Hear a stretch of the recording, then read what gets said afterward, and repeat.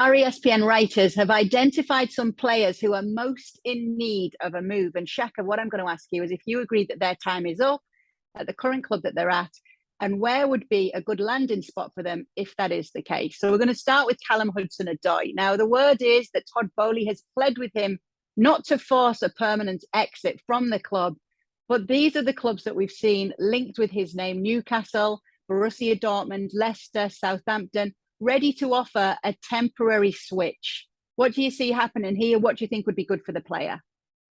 I think Hudson-Odoi should move on. I just don't see where he gets his opportunities.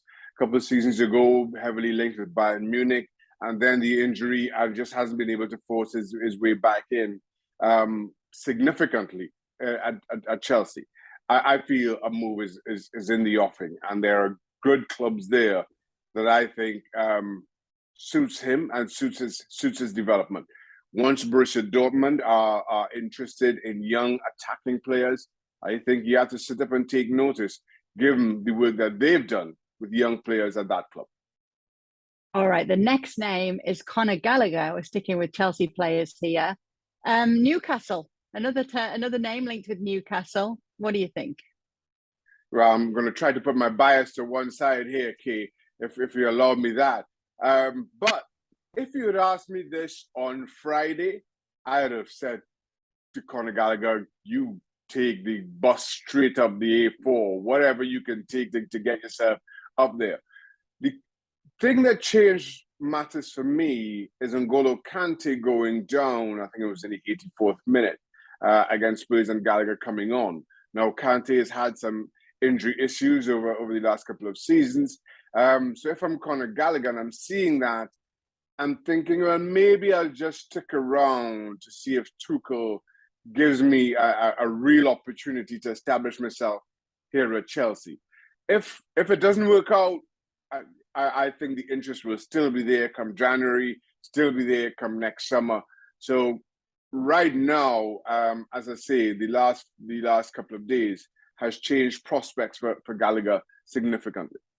Yeah, might just have changed everything. Could get a run of games. Okay, another Chelsea name, Marcus Alonso next. There's been talk of a pass exchange basically with Barcelona for Pierre-Emerick Aubameyang going the other way, given the fact that Tuchel will need to bolster that front line. But Marcus Alonso is another name that's been identified. What say you?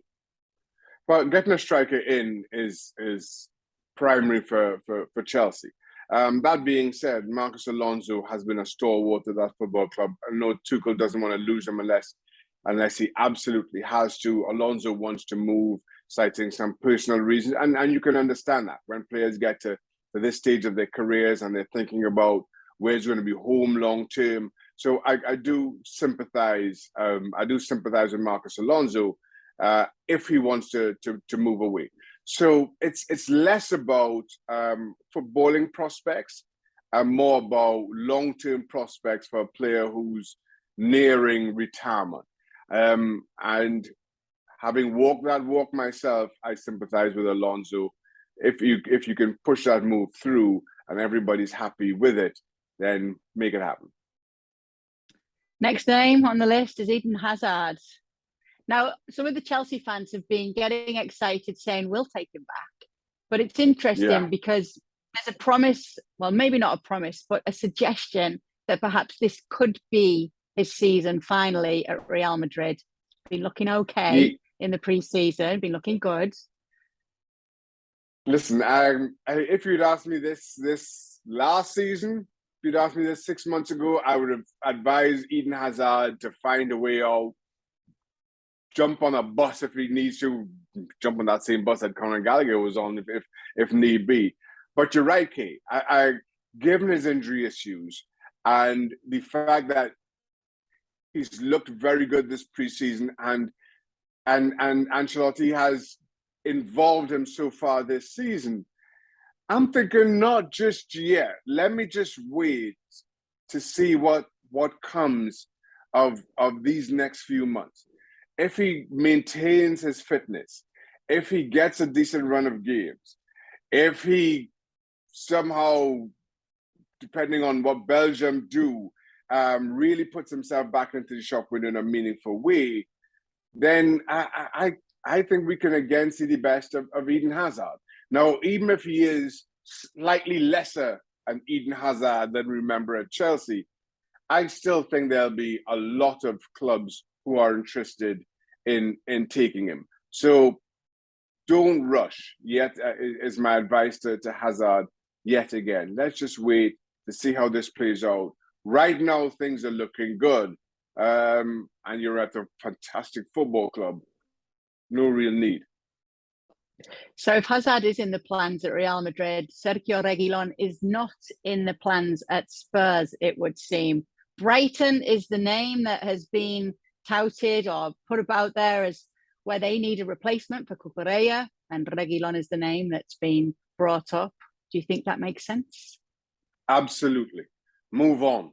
Brighton are a club that play wonderful football. And again, the expectation and the pressure are not the same. It won't be the same for the team. It won't be the same for Reguilón. And that allows players to play with a little bit more freedom.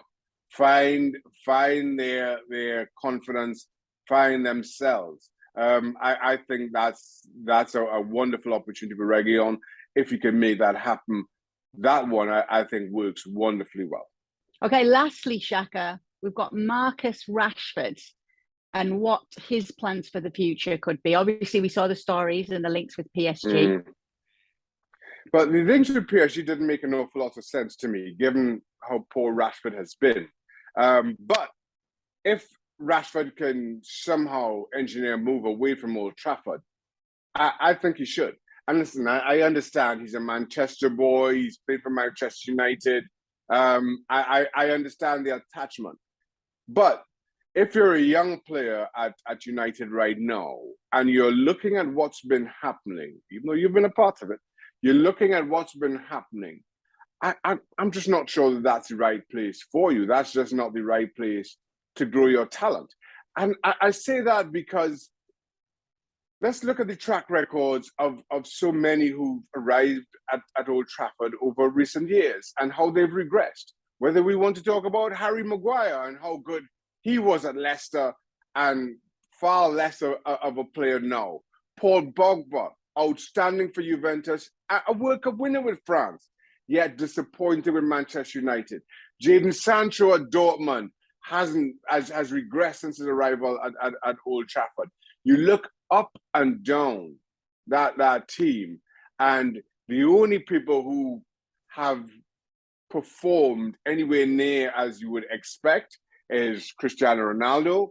Given his age, I'm not sure how much more you could expect of him. And now maybe this week is probably a bad time to say that David De Gea has been okay, kind of given his errors over the weekend. But everybody else, nobody else has shown any kind of consistency. If I'm Marcus Rashford, and I recognize that my England opportunity is getting further and further away by the week, there's no real end in sight to the malaise at Manchester United.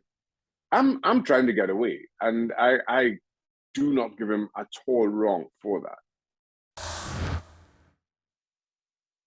Well, thank you very much for watching ESPN on YouTube. For more sports highlights and analysis, be sure to download the ESPN app. And for live streaming, premium content, and let's not forget as well, ESPN FC 7 days a week. Subscribe to ESPN+.